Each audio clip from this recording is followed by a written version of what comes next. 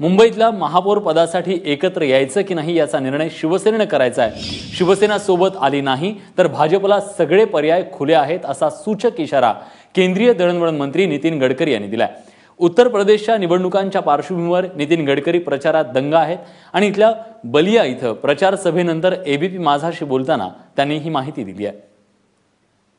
आपल्यासोबत आहेत सर, किती महत्त्वाची आहे भाजपसाठी ही निवडणूक आणि महाराष्ट्रातले निकाल लागल्यानंतर त्याचा काही परिणाम इथल्या मनोबलावर जाणवतो? देखो, महाराष्ट्रात आम्ही जे अभूतपूर्व विजय मिळवला, ओरिसात मिळवला, त्याचा परिणाम उत्तर प्रदेशमध्ये आमच्या कार्यकर्त्यांचं मनोधैर्य मोठं वाढलेलं आहे, आत्मविश्वास वाढलेला आहे। त्यामुळे या निकालाचा परिणाम उत्तर प्रदेशवर निश्चितपणे होईल असं मला वाटतं।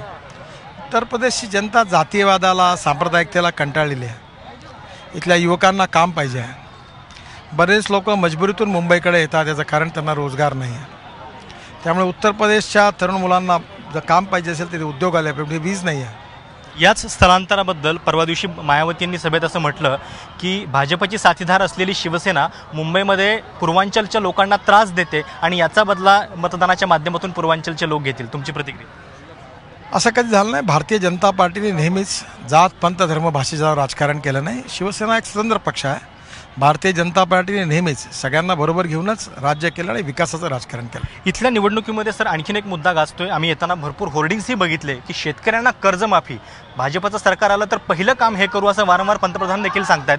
मग महाराष्ट्रातल्या शेतकऱ्यांना ती मिळत नाहीये, मग त्याच्याबद्दल? निश्चितपणे देशातल्या शेतकऱ्यांकरताही प्रधानमंत्री विचार करतील आणि मला विश्वास आहे की आज शेतकऱ्यांच्या मागे उभं राहण्याची गरज आहे आणि शेतकऱ्यांना कर्जमुक्त करण्याची गरज आहे। त्याशिवाय देशाचं भविष्य बदलू शकत नाही। सर, 8 मार्चला यूपीचे निकाल येत आहेत आणि त्याच दिवशी तिकडे मुंबईचा महापौर देखील ठरणार आहे।